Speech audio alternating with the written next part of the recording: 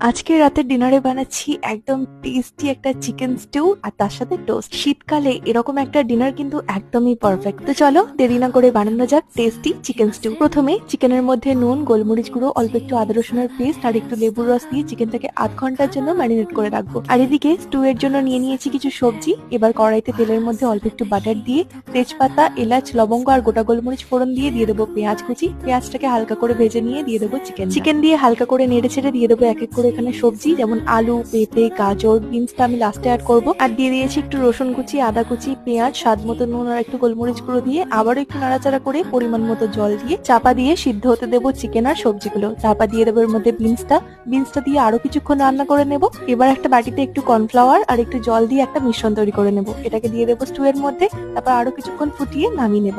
তারপর ওপর থেকে একটু বাটার আর গোলমরিচ গুঁড়ো দিয়ে সার্ভ করছি গরম গরম চিকেন স্টু আর টোস্ট। কেমন লাগলো জানিও।